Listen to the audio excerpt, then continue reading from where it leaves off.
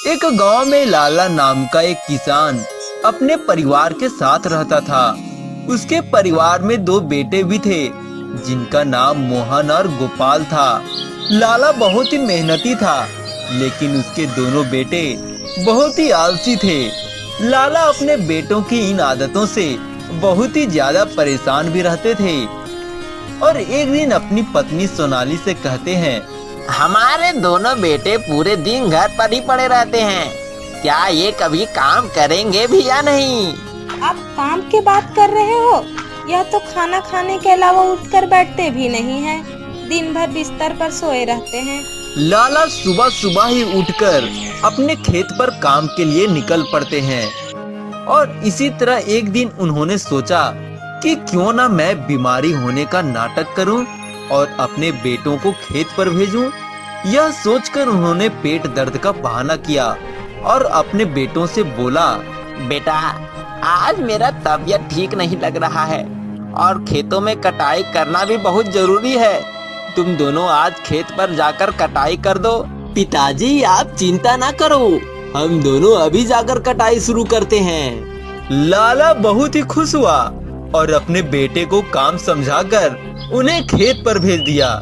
उन दोनों के खेत पर जाने के बाद लाला अपनी पत्नी सोनाली से कहते हैं, तुम तो बेकार में ही मेरे बेटे को आलसी कहती रहती हो। देखो, आज मेरे दोनों बेटे खेत पर मेहनत करेंगे। आपसे ज्यादा मैं अपने बेटे को जानती हूँ। आप कल जाकर देखना, वह दोनों एक तिनका भी नहीं काटे होंगे। चलो चलो, कल पता चल जाएगा कि वे दोनों आलसी हैं या मेहनती। शाम होते ही दोनों बेटे वापस आ जाते हैं। पिताजी, आप तो बेकार में ही परेशान हो रहे थे। हम दोनों ने ही एक दिन में पूरा खेत को साफ कर दिया। देखो मेरे बेटे को, कितने मेहनती हैं। तुम तो बेकार में ही इन दोनों पर शक करती रहती हो। मैं तो आँखों से देखूंगी तभी विश्वास करूंगी। अगले दिन लाला अपने पूरे परिवार के साथ खेत पर पहुंचता है। उसका पूरा खेत कटा हुआ था।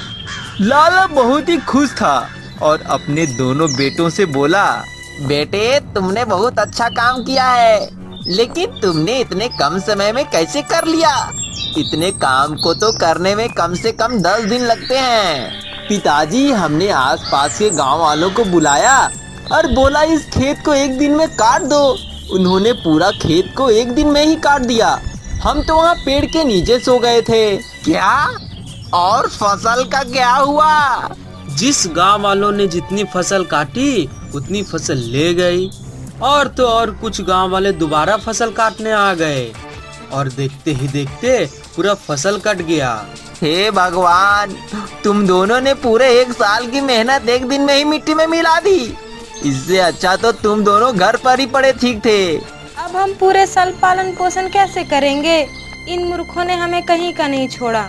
लाला को कुछ समझ में नहीं आ रहा था कि आखिर करे क्या। वह निराश होकर घर आ गया। मोहन ने अपने घर आकर कहा, पिताजी, आपने फसल काटने के लिए कहा था। आपने ये नहीं कहा था कि फसल को घर लाना है। वैसे भी हम लोग इतनी मेहनत थोड़ी ना कर सकते हैं। तुम दोनों को घर छोड़कर जाना होगा और मैं तुम्हारा बोझा अब नहीं उठा सकता। मैं और मेरी पत्नी किसी तरह गुजर बसर कर लेंगे। चलो निकलो यहाँ से।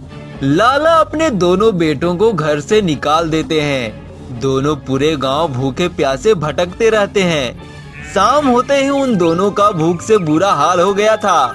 किसी तरह वह पेड़ के नीचे एक रात काटते हैं, लेकिन अगले दिन ही वे दोनों एक बनिए के खेत पर पहुंच जाते हैं और मोहन बनिए से कहता है, सेठ जी, हमें कुछ खाने को दे दीजिए।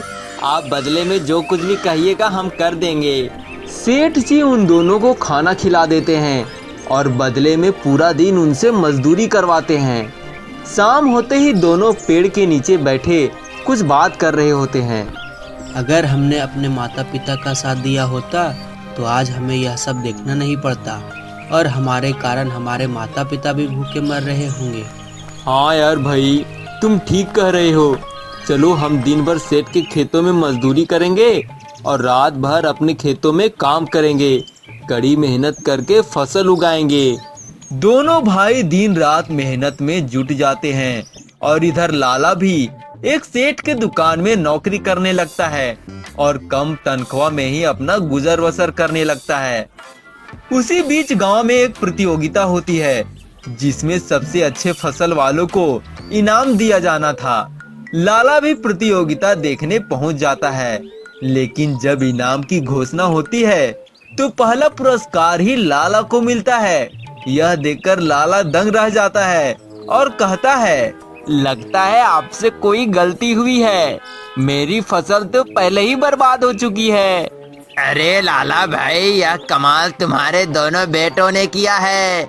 इन दोनों ने रात दिन मेहनत करके कम समय में फसल उगाकर नया रिकॉर्ड भी बना दिया है। तभी उसके दोनों बेटे आकर सामने खड़े हो जाते हैं और गोपाल बोलता है, पिताजी हमें माफ कर दीजिए, हमें अपने गलती का एहसास घर से निकलते ही हो गया था, इसलिए हमने मेहनत करके फसल उगाई है। लाला के आंखों में आंसू बहने लगी। उस दिन के बाद तीनों बाप बेटे बहुत ही मेहनत करने लगे और अपने पूरे परिवार के साथ खुशी खुशी रहने लगे।